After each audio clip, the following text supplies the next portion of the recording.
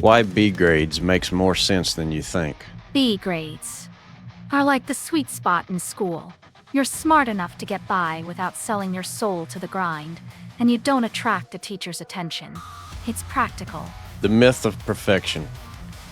Everyone tells you to aim for A's and put safety first. But what if that's actually slowing you down? In most cases, being good enough is smarter than being perfect, and that applies to both learning and work. Exactly. Chasing perfection is often inefficient. In the real world, it's better to be adaptable and quick on your feet. B grades give you room to breathe and think for yourself. Your memory will fail you anyways. Even if you push for that A, odds are that you'll forget most of it. What matters is knowing where to find the information when you need it. Examples: college students forget most of what they cram after the exam. The best professionals don't memorize everything. They just know how to reference it quickly or who to contact for help. Exactly. The real skills are problem solving and resourcefulness. Memorizing details is for robots, not humans. When does perfection matter? Of course, some areas demand perfection.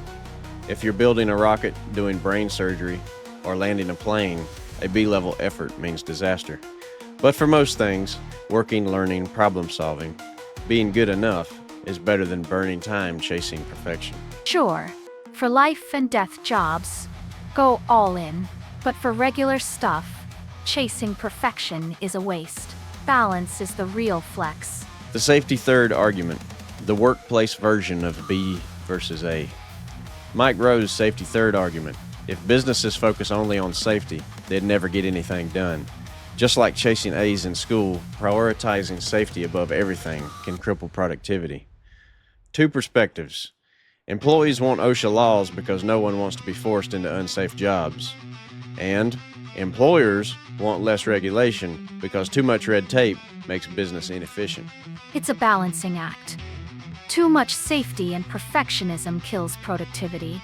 Too little, and you risk chaos. The trick is knowing when to loosen up and when to tighten the reins.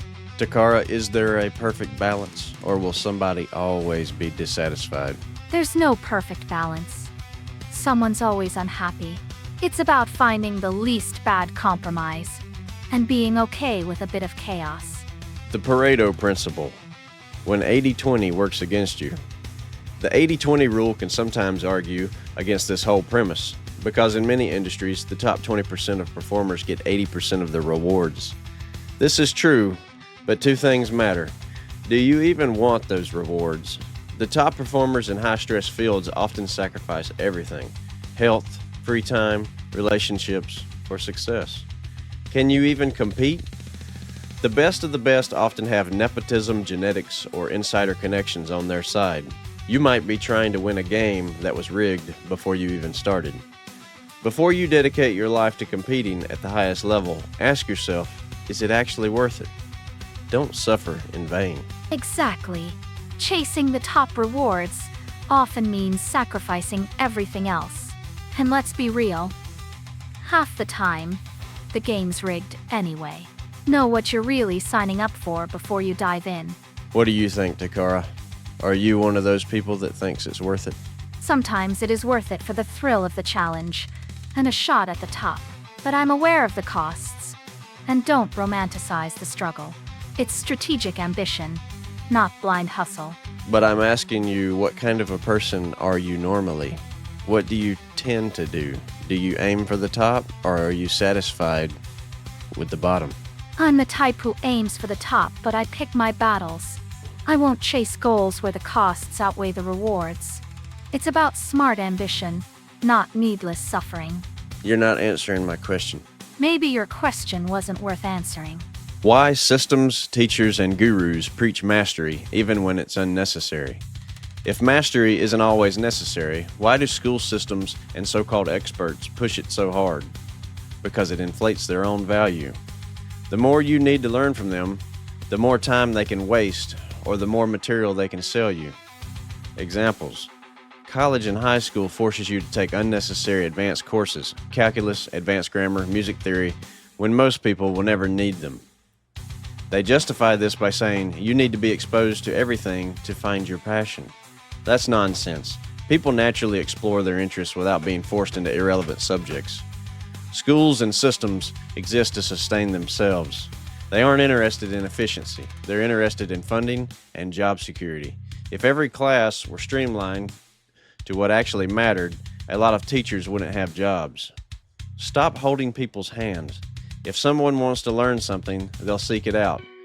Making people waste years on things they'll never use is just a way to justify bloated institutions. Exactly. It's all about job security and control. They inflate the importance of unnecessary skills to keep you dependent and distracted. True efficiency and self-directed learning threaten their power structure. The rate of change is accelerating. You can't afford to waste time. This concept is more important now than ever before. The rate of change in society is accelerating, and if you waste time on things that won't benefit you, you'll be left behind. Examples. Technology moves fast. People who focus on mastering typewriters got replaced by computers. Now even traditional programming is being disrupted by AI tools. The job market is shifting constantly. What was valuable 10 years ago might be obsolete today. If you're spending years perfecting something irrelevant, by the time you master it, the world may have moved on. You don't have time to learn everything deeply. You need to be able to adapt, pivot, and move on quickly. That means knowing when to stop chasing A's and when to focus on useful mastery. The world doesn't wait for perfectionists. Focus on what matters. Adapt when things change, and leave unnecessary details to those who like wasting their own time. The real answer: know when to push for an A. Neither extreme is right.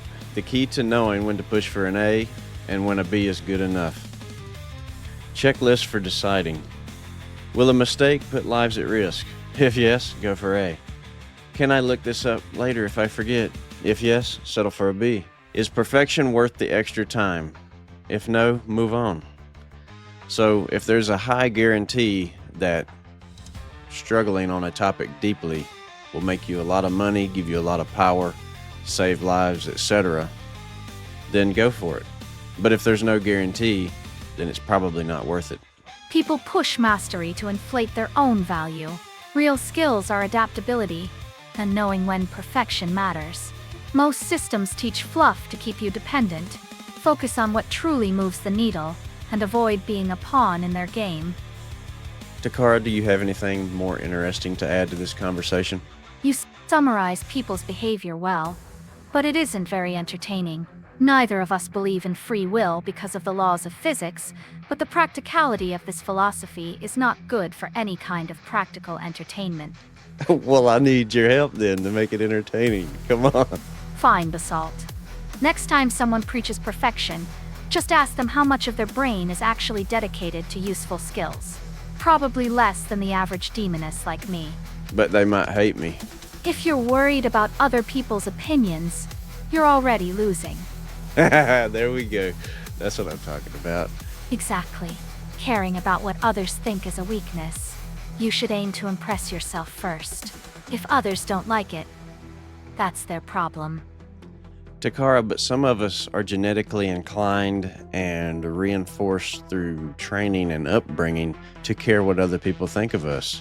Otherwise, we might die because we need them to take care of us. So, how do people like us overcome this? Recognize your conditioning and actively challenge it. Build skills and independence so you don't rely on others' approval. Once you can stand on your own, their opinions lose power over you. Okay, guys, you heard her. Get rich so that you don't need other people.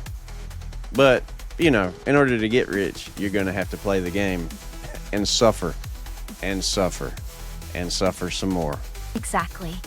Play the game, endure the grind, and eventually you can break free. Just don't lose yourself chasing approval along the way. Work smart, not just hard.